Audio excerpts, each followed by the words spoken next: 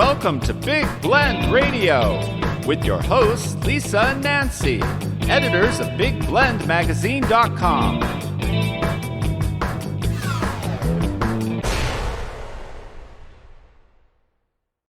Hey everybody, welcome to Big Blend Radio's Eat, Drink, and Be Merry show featuring a special Wine Time with Peggy. So this is our new thing. It's Wine Time with Peggy every first Wednesday here on Big Blend Radio.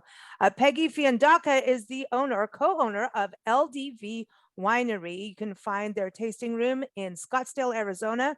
Their vineyard is down in the Chiricahua foothills, the Chiricahua Mountain foothills. Say that after a glass of wine 3 times, go ahead. right? In Southeast Arizona, which is one of the most beautiful places. You're talking about just this incredible geology, which I think really adds to their wine, which is absolutely incredible. You may have heard our interview with Peggy and Linda Kassam back in December 2021. And we got to sample the wines, which, like I was saying, fantastic, extraordinary. And I think really that soil and that just that amazing region adds to it. So I encourage you to go to their website. It's ldvwinery.com. And we're super excited to start this new show series with Peggy. We're going to be investigating, wine pairings, like investigating, right? It's a big word for wine. We're going to talk about different wines. We're going to talk about all things like what's it like to be in a harvest season. And we're also going to keep up with what's going on at the winery itself and the vineyards and what's happening in the tasting room. There's just a lot to talk about. So excited, Peggy. Welcome. How are you? Thank you so much. I'm thrilled to be a part of the family here and to launch this podcast. Cool. Yeah, this is exciting. I know it's something you wanted to do. And I know that you do a lot of Facebook Lives, but this is just like that added thing of let's have wine talk, Wine Time with Peggy and talk about wine. And I think there's so much to explore because number one, like I was saying, your wines are so extraordinary, but there's also education that goes behind it. And I think the wine, there's people who really are wine enthusiasts who know wine, who could walk into a tasting room and really taste. And then there's a lot of us that are still discovering and learning wine. And I think all of us should be welcoming people into the world of wine. And it shouldn't be so, we don't want it to be snobby. Can I just say it? Absolutely not. I mean, we've always wanted to make our wine experience approachable. And I think every time you go into a tasting room, if they're snobby to you or if they walk out, find a place that's going to share their experience, be passionate about it, and make you feel comfortable as you learn more about wine. Art galleries did the same thing, and art and wine kind of went along the same path because they always had wine at gallery openings and shows, and the galleries got snobby. And then people were afraid to walk into art galleries, which really doesn't help business, does it? So just be friendly. What? The snobby thing can go away. And it's really about personal taste too, right? I mean, there's an earthiness with your wine, and I do think it comes from being in your region. What led you to Arizona? Because you're from back up Midwest and also up in the northern, you're the Midwest area, but like got a background also that goes back to Kentucky and bootlegging. Yeah. So like we want to go into the bootlegging. So I'm sorry, I got to bring that out because moonshine is, come on, listen, we wouldn't have NASCAR if we didn't have bootleggers. Right. It's kind of funny that I do have that background because, of course, making wine and being in the wine business was never on our bucket list of things to do. Our story is so serendipity, so to speak, on how we got into growing grapes and making wine. But my grandfather was a famous bootlegger in the back hills of Kentucky. And so for me to find myself back to an industry that is making wine is kind of funny. And of course, being Italian, I grew up with wine and we made dandelion wine in the basement type of thing. So, wow, there you go. So I have this heritage and somehow I found my way to wine and looking for my second act in life. Wow. And so your husband, also he's really more of you're doing the brand side of this, but also, you're doing that side, but he's actually out there in the vineyard. Did he ever, because you both come from like city planning and doing, I mean, that's some coordinating, and that's serious work when you're looking at how to design a town, maintain it, and getting everybody's opinions. And then you getting get people to agree. oh my Yeah. God. Oh my God. So yeah, so with going into wine, I mean, how is he enjoying being out in the vineyard? It's a little different. Oh, it is. It really is. And it's interesting to go from a career that people hire you for what you know, because we were consultants, and now to make a product and create a product that hopefully people are going to love and purchase. But my husband, Curt Dunham, is both the working in the field and growing the grapes and taking care of the vineyard, as well as being a winemaker. And I think it's interesting to have one person kind of involved in both sides of that operation, because it's usually like the yin and the yang, so to speak, left brain, right brain kind of thing. But he is growing incredible grapes and quality of grapes. And we're producing award-winning wine. So far he's doing a great job. We're not firing him anytime soon. Well, your wines, like I was saying, is Jordan, do you think the soil has to do with it? Like I was saying, because there's an earthiness to me that I feel like you're drinking Mother Nature when you drink your wine. Oh, absolutely. When we chose our spot, soils was one of the key aspects of why we chose where we chose. We're on volcanic soils. So we have that mountain over your shoulder, which is the Chiricahua Mountains, and that's our vineyard. We're at 5,000 feet for the vineyard, and that mountain behind us is 10,000 feet, creating its own weather. And that mountain was a volcano thousands of years ago and threw off this plume of really rich soils that our vineyard is sitting on. So I have about 18 inches of this rich volcanic soil. And then underneath that are rhyolite granite. It's like a catacomb of rhyolite granite that is, now that our vines are reaching 14, 15 years old, they're starting to reach into that rhyolite granite. I think that's what's picking up some of that minerality and some of the richness in the soils as they're getting older. Nice. Ooh. That's cool. It's good wine. I remember just when we opened it up going, oh my gosh, this is some special juice. It's like, talk about the joy juice. And it was so exciting about Arizona because, again, I don't think people think of Arizona for wine, and yet Arizona, even south of you, down in Elgin, Sonoyta is, and then up north of you in Oak Creek area, Arizona is kicking butt in wine. And I think that's something for the rest of the country and the world to know about. I think you're going to hear a lot more about Arizona wine. It's a new industry. I mean, we were number 17 in terms of our licensing just 14 years ago, and now we are over 125 in the state of Arizona in such a short time. And we're getting really fine winemakers coming in to really wanting to produce fine wines, not just touristy oriented wines, but we can produce that high quality, grow those high quality grapes and produce high quality wine in Arizona. And you're seeing different sub-climate or sub-terroir developments all over the state now, not just those three regions you mentioned, but we're getting pockets of grapes being grown throughout the state. I think people still kind of, when they hear Arizona, they think desert. And they don't realize how different the state is from top to bottom. It's got a lot of different microclimates. So, and it is a good growing region. Yes, exactly. I think because we're in our tasting rooms in downtown Scottsdale, where all the tourists come to visit, and sometimes it's their first introduction to Arizona. And when they come to Arizona, they're expecting to see the Sahara Desert, I think, or a cat box, so to speak. Okay, with wine. So that's cool. and they show up and they see this lush desert and green and flowers and so much beautiful scenery that they're surprised. And then 1 hour away from the valley, you go up north and you're going up in altitude, or you're headed to Tucson, you're going up in altitude, and then So there's just so much variety of terrain, of vegetation, of animal life throughout the state. It's amazing. Mm-hmm. You know, Linda Casamu introduced us. Thank you, Diva Linda. She talks about, we did an interview on the Mesa region of the Fresh Foodie Trail. And in fact, it's airing. You're the first Wednesday, she's the first Saturday, and it'll be airing right after this. And we lived in Arizona and we knew Tucson area really Mm-hmm. had a lot of ranches. We had vegetation, like vegetables, and a little bit more south of us, especially.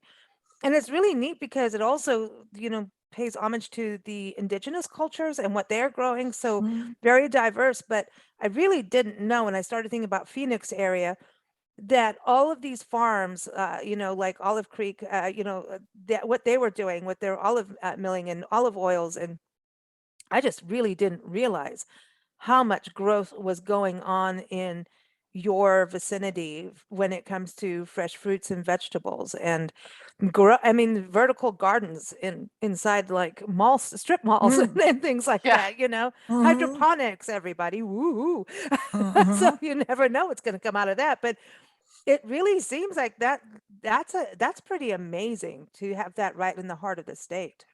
Right. Arizona, you just add water, we can grow just about anything. And of course, Arizona is the lettuce bowl of the world, just about, Mm-hmm. in Yuma. Mm-hmm. And in Cochise County, where my vineyard is and where most of the grapes are grown in Arizona, we have cotton and corn and That's right. pistachios and all kinds of nuts and apples, as well potatoes, as well as the vineyards that we're growing. And even beans, pinto And beans. beans, pinto Yeah. beans, any kind of Mm-hmm. beans. Yeah. So it's just incredible the amount of agriculture historically we've had in Arizona, Mhm. but also modern day we have a lot of agriculture in rural areas, and it's an important part of rural economies here in Arizona. Mhm. And then when Mm-hmm. you think about that, and then the food scene in Arizona is fantastic. Like I don't know, Nancy, are Mm. you kind of Yeah. missing food like Yes. Mexican food? And Mm-hmm. I'm like, yeah, I kind Enchiladas. of there's Mm-hmm. like a Yeah. whole other flavor out there that I'm just kind of missing. I'm just saying, where. So Mm-hmm. does your wine go into restaurants or is it mostly available? I know online you've got a wine club, people can shop online and ldvwinery.com and go to your tasting room, but can people get your wine in local restaurants? Absolutely. We're not in a lot, but we're in very selected restaurants. Again, because we really want to control where our wine is placed, and we want to be in restaurants that understand wine and food pairings and Mm-hmm. are able to tell our story, because we like to come in and train their staff about our story, about the Hmm. nuances of our wine, so that when someone's asking for an Arizona wine, or someone's asking for a really unique, high quality wine that they may not have heard of, the sommelier or the waiter can introduce our wines to that customer. And so we're very select. We're not in a lot, and we're not in retail. So we want Mm. customers to come to us to get our Mm. wine. So that's something too of an education process of people understanding because it's not like you're not mass producing. This is handcrafted wines, Mm. mostly Rhone varietals, right? That for people to understand, like you're getting like this is handcrafted, this is hand turned soil, basically. You're really getting art. Absolutely. And we like to say we use Pinot Noir winemaking style, because we're very careful with our winemaking. And Pinot Noir is a very finicky grape, so you have to be real gentle in that process. But Mm. we're creating wine that has zero additives. It's zero residual sugar. It is vegan. It is gluten free, because we just want to create the purest, highest quality wine from the grapes we grow every vintage. So if Mm. you like one of our wines from a certain vintage, once it's sold out, you can't get it anymore. Wah, Wow. We're wah. not exactly. We're not trying to create the same wine a year after year like a formula, so that that's definitely what people are looking for in a lot of ways, but that's not us. we're really creating a wine that is a reflection of the grapes we grow each year. So have you ever done the Lucille Ball grape stomp? We have for fun, we Yeah. don't do it with our grapes, our Yeah. quality grapes, but we do have a harvest festival from time to time, and we let people get in and stomp grapes and have fun cool. with it, more for a photo op rather Yeah. than, for Drinking. serious. But Yeah. wineries really do that still. Yeah, they do. It's Mhm. fun. Yeah. How challenging is this in regards to you are in a hot climate, and of course, climate is changing. Whether we like to agree on that or not, it is changing, and weather is always changing. How how much of a challenge is this for you guys in regards to harvest season? Can it change? Like suddenly you think it's going to be maybe August, and now, hey, we're doing this in June or something. Have you ever had is any of that a challenge in Oh, what's happening? it's everyone looks at the sexy part of this venture when you're in the tasting room drinking great wine and having a charcuterie and looking out at the vineyard. That's the sexy part of this, but it's basically farming for us. Everything starts in the field, and if we're not taking care of that vineyard, then we don't have a quality crop to make wine out of. So already this year we had bud break this month, so that's when the vines start to come out and alive. In mid-April it happened. We tried to a technique this year to water really late into this dormancy season to prolong the the grapes being dormant, to try to avoid potential frost, which we can get and which we did get. So right after bud break, we had a frost. And so our Viognier grapes, which is our white wine or our white grape that we make wine out of, got a little frost damage.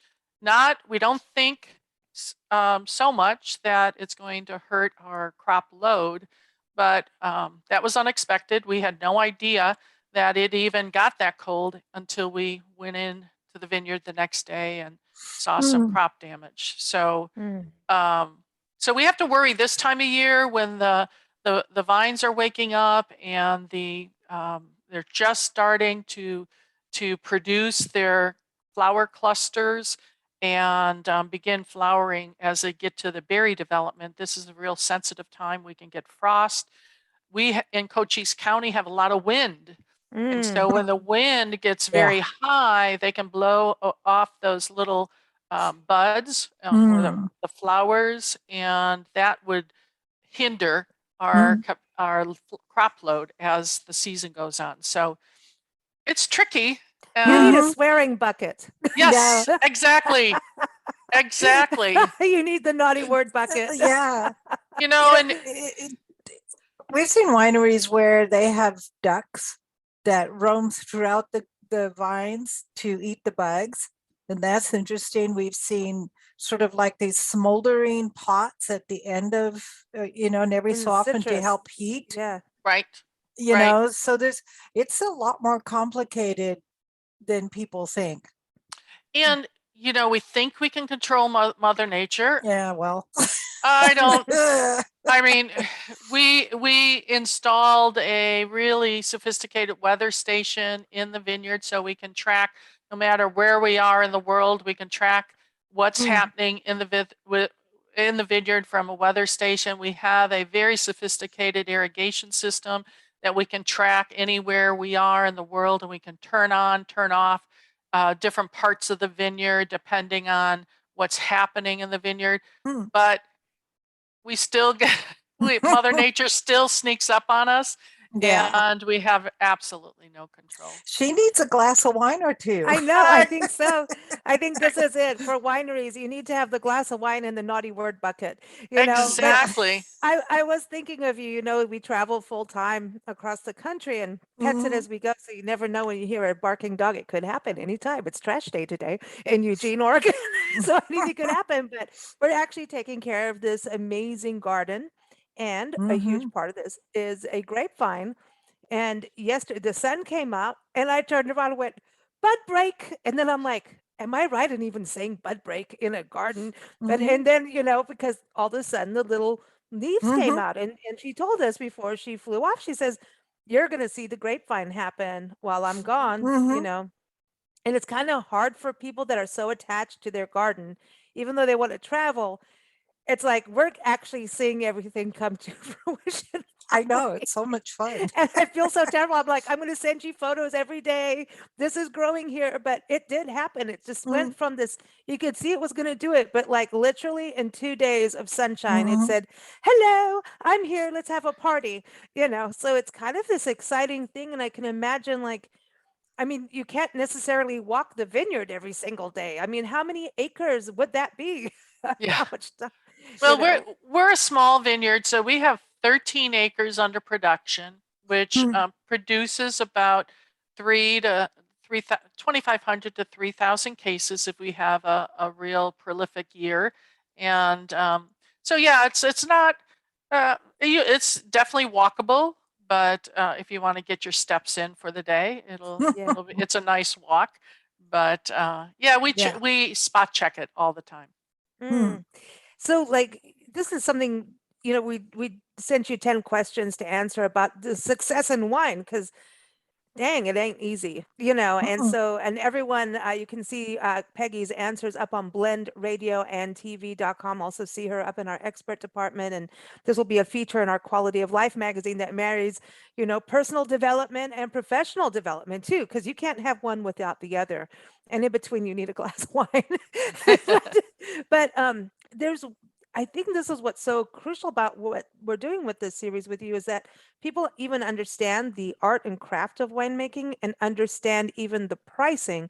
Because when you're talking about 2,500 to 3,000 cases, you've got to charge for it. Mhm. Otherwise, you've got to be solvent. Is that a challenge ever? And I mean, I think because you have a tasting room and there's, food and all of that, that you can provide these other events and experiences, that helps. But is that part of a challenge at all to explain to people why the way pricing has to be for craft wines? Right. You know, and every winery has a different philosophy. Our philosophy has always been to make the highest quality wine we can, but make it approachable. We want Mm. people to enjoy our wine and not just save our, even though people do this, we don't want people just to save it for that special occasion. Any Tuesday is a special occasion, in our opinion. So drink our Mhm. wine. So Yeah. we want our wine to be approachable from a price standpoint also, It but we is. It do is. very handcrafted wines. We we age our wines. Most of our red wines are aged almost 3 years, and then another year in the bottle before it comes to market. So the cost associated with, not only farming in a handcrafted way, but then taking care of that wine over 3 years and then bottling it and then, Mm. you know, cellar aging it for another year before we release it. So we have had almost 5 years with that bottle of wine before it's released to the marketplace. And Wow. Man, we we think don't, 9 months of holding a baby before that comes out is a whole big deal, but that's like 5 years. 5 correct, years. correct. It's a Wow. gestation period. Mm. Exactly. So, and also I mentioned that we don't have any additives. So Mm. um, Mm. we fine our wines every 45 days. We're letting wine settle in our barrels, and we're emptying the barrels of our wine, cleaning out those barrels of the sediment, and then putting the wine back in and topping it off. Mm. And we're doing that every 40 to 45 days. So Wow. you can imagine when you have 200 barrels in the cellar room, and we're doing that to our barrels every 45 Wow. days. It's a very handcrafting way. So we don't, a lot of wineries, I don't know, I don't want to say most, a lot of wineries will wait till the end of the process and maybe fine it a little bit at that point, and then just put something in it to attract those sediments, an additive to attract those sediments, and then scoop out any sediments and then filter the wine before it goes into the bottles. We Wow. don't do that, Mm. only because we think it's harsh on the wine. And like I said earlier, we're very gentle and handcrafting with our wine process. So all of that adds to the cost of making that bottle of wine. Not only the cost of the bottle, the labels, the corks, and the time that went into making that bottle, but we still try to keep it approachable. Mhm. Which it is for sure. Mm. One thing I wanted to say is, doing this kind of, endeavor this is like a journey. It's not like a sprint at all when it comes to winemaking. Did you have mentors along the way that helped you and still help you today? Absolutely. In Arizona, it's a very small industry, so we all know each other. We talk to each other. We taste each other's wines. We share issues that have arisen or and how they dealt with it, and we share information. But wine people are just really passionate about what they're doing and willing to share information, which is wonderful. So we've had people that have we've turned to up in the Northwest and in California um, that have shared information with us along this journey. So we're very Oh, that's cool. appreciative, and we also give back.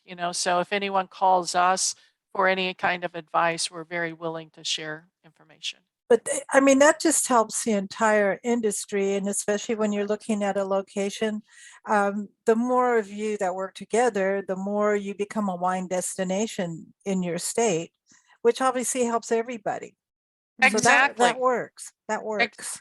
And being our tasting room is in downtown Scottsdale, we're like a mini chamber of commerce for the wine industry because Mm. people come from all over the Yeah. world actually Mhm. and want to know about wine in Arizona, not just Mhm. LDV wineries wines, but wine in Arizona. So my staff knows and tasted wines from all over the state and know about the wine regions and can give that information to our Mm. customers that visit us so that they are educated about what we have to offer here in Arizona. It's Cool. interesting about Scottsdale too, because it's an art destination, world-renowned Mhm. art Art and destination. wine. So I think when people are, collect wine, art collectors, it goes with wine collecting too, because Sure. now you understand time, you have that value, that sensibility. So it was a smart move to do Scottsdale. Is that what you thought about? Okay, the world destination, but Scottsdale was the art part of it. Absolutely. I mean, I love art. Obviously, I have a Mhm. great painting behind me, but we just started this wonderful experience that we offer customers. It's called Wine and Art, and we Mm. partnered with a wonderful gallery in downtown Scottsdale. And once a month, we host this Wine and Art event, and so Cool. we pair three pieces of art with three different of our wines, and our Oh, winemaker and either the artist or the art gallery owner explains the inspiration behind the art piece and maybe what went into creating that piece of art.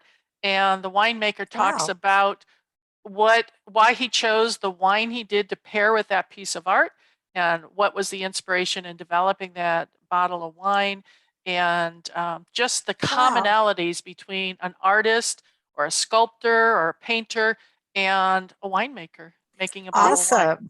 that is so cool. That's I so think what cool. sounds like, obviously we have to come to the tasting room now and the vineyard. I want to go. Apparently, people could go camping on your vineyard too. We have to touch on that, But this is something that you're creating an experience. Mhm. It's that goes beyond here. Enjoy a glass of wine, which to me is always an experience and an important part of life. But there's an experience that you're creating in your tasting room with these events and just special occasions. Absolutely. And if people went on our website and went to Experience LDV, you'll see the different kinds of experience that we have to offer, like Linez Divin, the aromatherapy for wine lovers or winos, as Hmm. I like to say. But but She's it's a approachable. yeah, but but it's a wonderful experience for a group of gals or your family that comes in from out of town. We, what I try to do is help people find the vocabulary to describe wines and to experience wine by expanding your sense of smell, which is so critical to your sense of taste, and be able to pick out the nuances of different grape varieties and different kinds of wines. And it's a lot of fun. And we do a little chocolate pairing also as part of that, so they can Okay. understand how the wines change with when you Nice. introduce chocolate to it. Ooh, Ah, that so sounds good. do you choose the wine first, then the food to pair with it, or the food and then the wine? Oh, great question. Because I always love to say to choose the wine first and then create your meal around the wine. Because you can't change the wine, right? But you can change your meal. You can change how you cook that salmon, be it poached salmon versus grilled salmon. And it will dictate different wines that you would pair with it. But also the wittets, as the Jamaicans call it, everything else on the plate besides the protein. So how you cook your vegetables or the potatoes or whatever else you're serving with the protein, you need to think about when Mm. you're pairing it with the wine. So choose the wine first. Oh, okay. And That's no taste it problem. first, so That's you no really problem. Yeah, know it taste it. well. I know. You need 2 bottles. So one while you're Yes, cooking and tasting, and one for when you're absolutely. serving. Just Yeah, saying. cook with the wine you're going to Yeah. serve. It'll really Mhm. make the pairing even better. Yeah. Mm. Now, what about music and wine? Don't you think they go hand in hand too, like you do with art? Like, there's a whole thing about to me, certain wines you need to have peppy music. Some Right. wines you want to have the woo woo. Yeah. The woo woo. The woo You woo. have to have the woo woo Alrighty factor. then. Yeah. We have one of those wines. We have a woo woo Oh. wine for The woo woo woo wines. days. Yeah. Yeah, we have what we call the epilogue, which is our dessert wine, which is 100% Petite Oh. Syrah, aged for I Mm. think it's almost 6 years, and it's 18% alcohol, but it is so Woo woo. smooth. You're sipping it, and all of a sudden, or it's Mm. the alcohol kicks in, and you're dancing on the tables, or dancing to the bedroom. Oh, woo woo wine. We had no dog bark until you brought up the woo woo wine. I think that's funny. She heard that and she's like, I want part of that. Yeah. There's a dog Yeah. next door I'm checking out. I know what to do. But this is exciting because I think we're going to be able to talk about all of these topics as we, do this new series with you. Mhm. But going back to your background of, planning communities and cities, like you're saying, you have to get people to work together in agreement. How does Mm. that help you in what you do now in regards to owning a winery? You know, I did a lot of work on very controversial projects. They always would, if everyone is yelling and shouting at each other, they brought me in to try to get people to the kumbaya stage, where She they're brought the wine. and somehow I was successful in doing that, being able to be the consensus builder and find a solution that everyone can agree on, and move Wow. forward. But I think what my previous career of urban planning brought to, and strategic planning brought to the wine business that I'm in now, is that being able to understand long term, being able, because this is not, nothing happens overnight in the wine Mm. business. It's really a evolution process. And so my ability to do strategic planning and to think ahead and try to, I mean, there's always something unexpected that's going to happen, but if you have a game plan and you have an understanding of where you're headed and how you're going to grow your brand and how you're going to add things along the way, I think is an expertise that I gained by Mhm. developing cities and working with people to think long term but act in a short term strategy standpoint. You need Get off your butt, patience. basically. Yeah, Yeah, patience your and get off your butt patience stuff is at the same really time. important.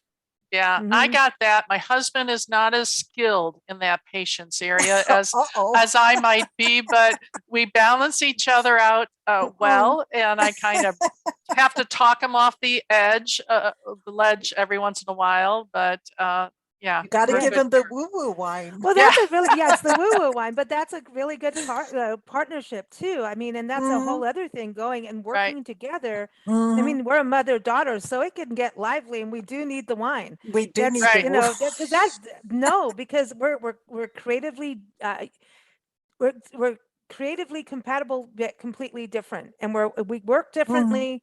Yeah. So we Correct. do creatively annoy each other, but it creates a good product. It's a Correct. good thing. And then we have to travel together and all that good stuff. We play together, but if there's a creative difference, it always ends with a glass of wine and Mhm. and A getting compromise. things together, a compromise of, Mm. all right, I'll see things your way. Yeah, I don't like this part, but I'll accept that Well, part, it's about time. But if you don't have wine, I don't I No, if the because you doctor need, ever tells us we're not allowed wine, it's just too bad. no, it's like taking a deep breath so you Mhm. can slow down for a little bit, because I mean, temperature flare when people are panicked and in a hurry and trying to get stuff done by a deadline and all that. So a glass of wine, if you Mhm. drink it properly, Oh, you is, really know how to do that, Nancy. I know, I'm good at it. I'm practiced. She doesn't wait for the special occasion. Yeah, take a Good. deep breath. No, Good. I don't want to wait for a special occasion. I want to practice the whole time. That's awesome. That's awesome. It's always, I think, when you love someone and you respect them, Mm. you're trying to create something like us with the winery. We have our roles and we try to stay in our lanes. And every once in a while, I'll sneak into the winemaking lane Uh-huh. and he'll sneak into my marketing and brand Mm, development lane.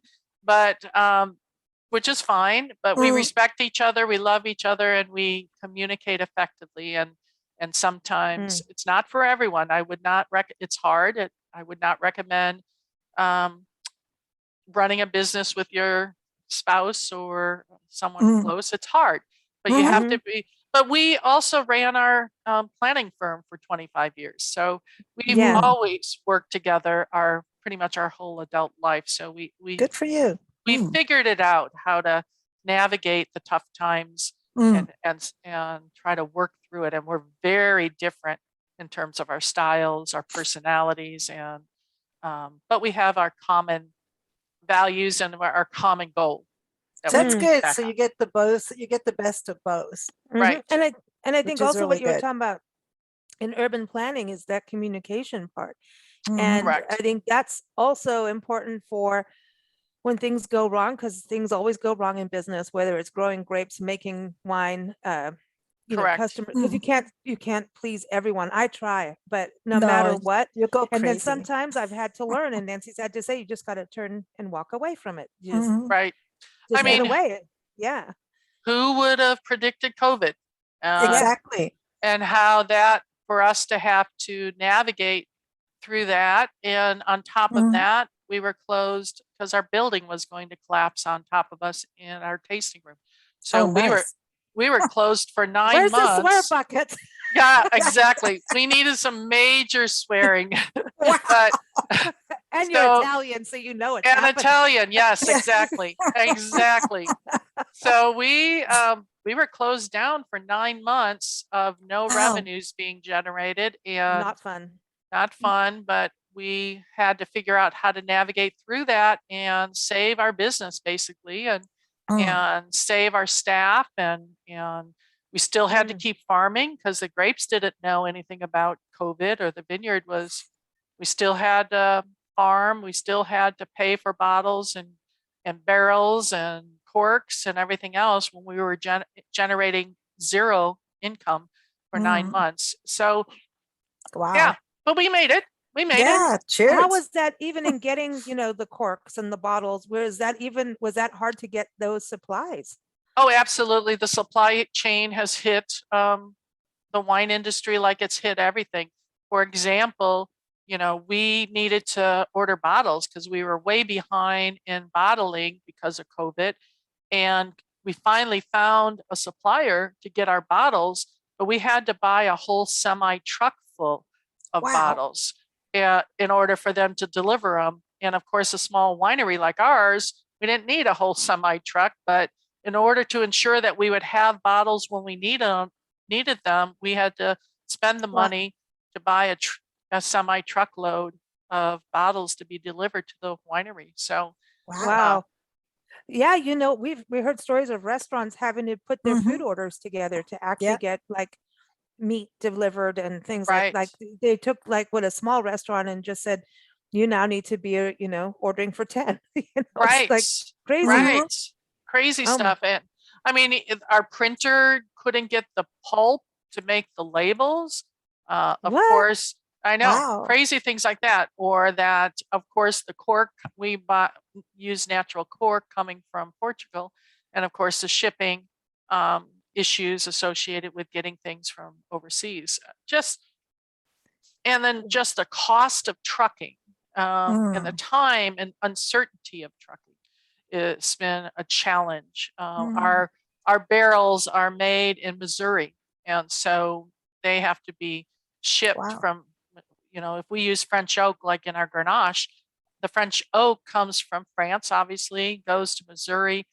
Our Cooper makes the barrel in Missouri, and somehow it has to get out to Arizona, and that Wow. cycle of shipping has lengthened tremendously. And it doesn't feel like when COVID and challenges in small business, you have that, okay, I solved it, but you don't really get to, it's not like overcoming a goal and achieving a goal when you go through these challenges and you feel good, like, hey, I solved the Mm. challenge, but something else got taken away for it. And you don't really get to have any kind of glory time over those kind of challenges, because in a small Mm. business, there's another one going, I'm coming to get It's you. It's like a right around the mosquito. corner. It's just like Yep. a Exactly. mosquito. I don't know why we all do it, but we do, because we can control the destiny as best we can, even during COVID. And I think that taught a lot of people, in the worst time, people are starting to go, I'm going to do my own business, even if it's a side business, which by the way is really good for taxes. I think that's a good thing to do. If you're doing really well in your career and you can have a side business, that's a good idea to do. But Mhm. and it teaches you things. I mean, running your own business, hasn't that really taught you more than if you were working for somebody in a way? And yet, at the same time, working for someone, you can learn a whole bunch and do. I'm not knocking that at all, but there's something in us all. We're all kind of nuts to do it, Yeah. you know? I think what COVID and the uncertainty of everything has really um, taught us is how to be more resilient and Mhm. how to Mm, be adaptable to new circumstances, because it changes just about daily. And we Mhm. have to react quicker and be able to respond and move in a different direction. But not everyone has learned how to do that, and it's so challenging. You can't get stuck and wallow in the Mm. uncertainty and wallow into the change mm, that's being um, you know thrown at you constantly. You got to be able to figure out, okay, step back, I'm breathing, I take a deep breath, okay, now what's my next step and how do Mhm. I move forward? And it's Mhm. been hard for a lot of people to be Oh, able yeah. to handle that, the anxiety and the mental health issues that this mm. country is facing is a result of that. I think Mhm. constant change and uncertainty and not knowing where to go.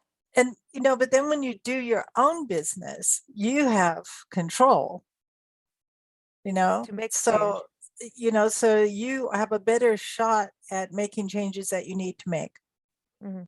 than if somebody else is telling you, this is what you have to do. You have to be at work from 9 to 5, and this is what you do all day long. This is how you behave all day long. This is how you dress all day long. I'm already bored with it. But yes, but look at how many Yeah. small business Yeah. did not recover and Yeah. that have Exactly. gone Yeah. out of business, gone Exactly. out of Sad. business. Mm. They were not able to figure out how to survive, or Yeah. they gave up because they were It's tough. immobilized. Yeah. So It's tough.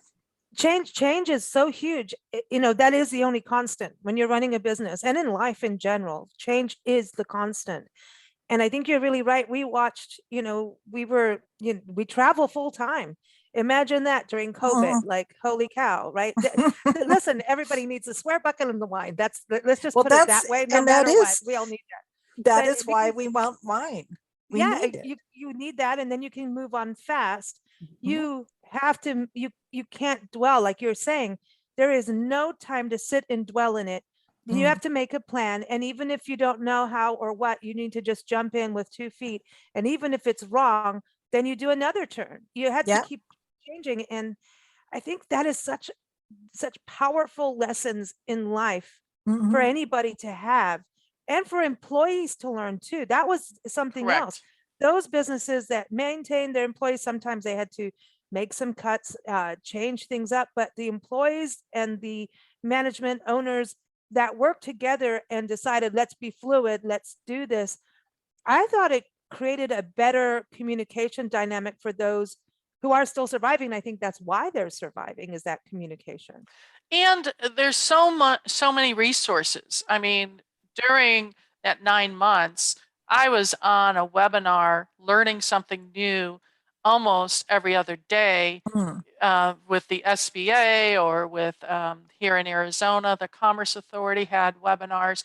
So I was becoming an expert on creating videos. I was becoming an expert on all aspects of social media, on geofencing, and on things that went, Geofencing. yes, that's a whole nother topic. And Wow. Cool.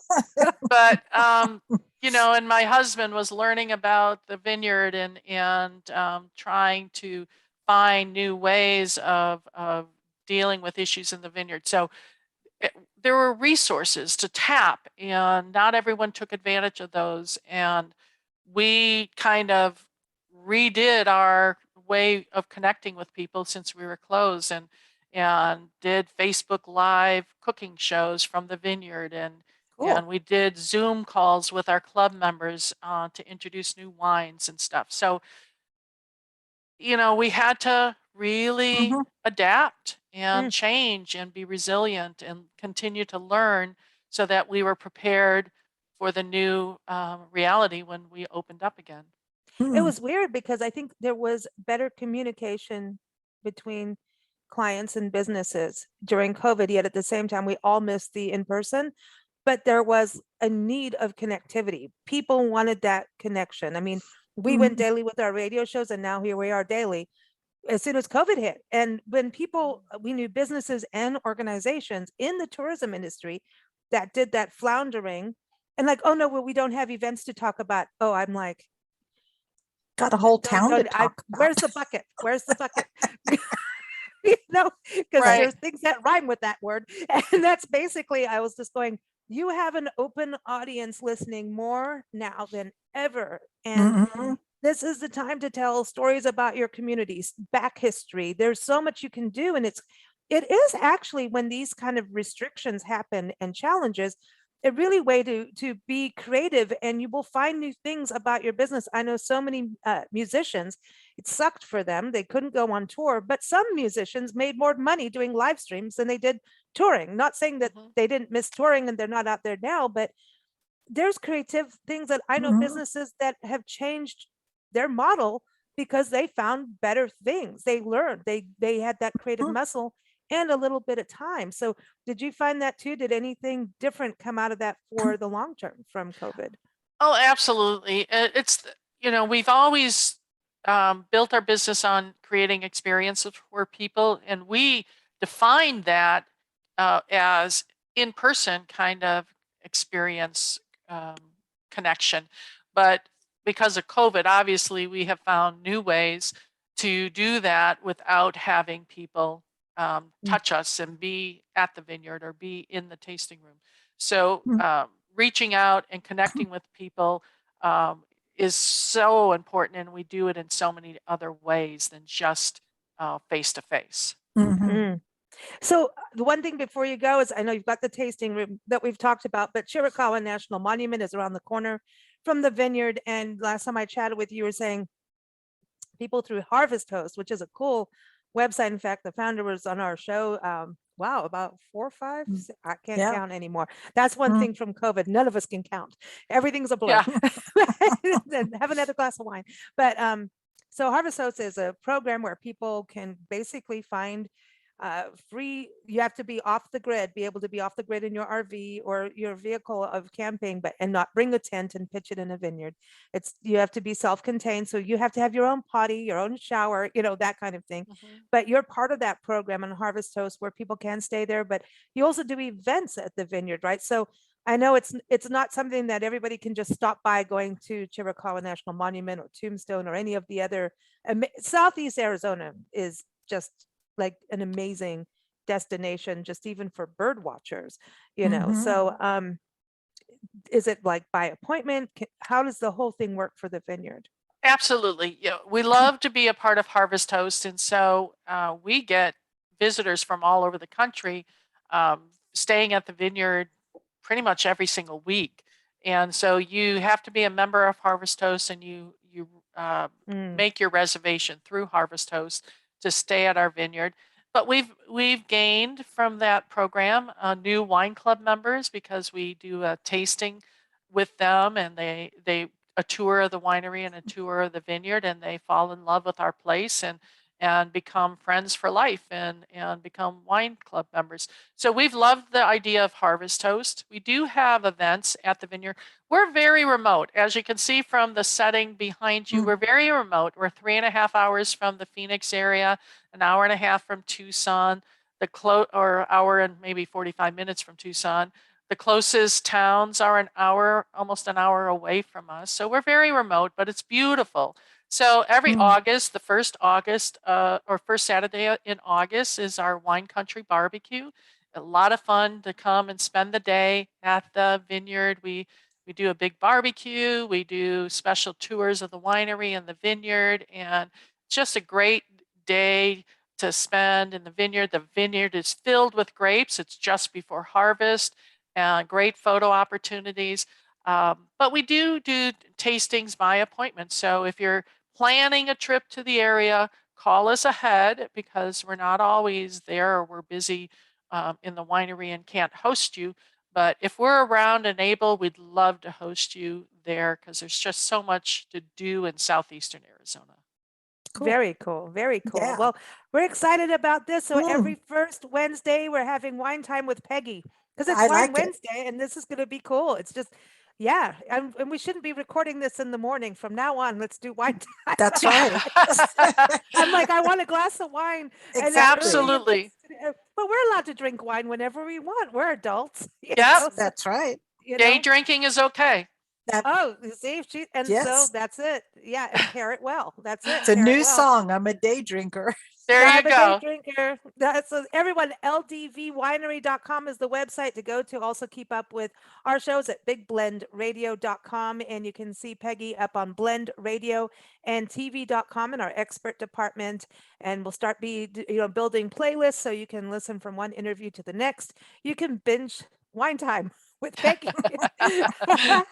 I'll get you through a bottle. That's it. Thanks so much, Peggy. Thank you. Thank you.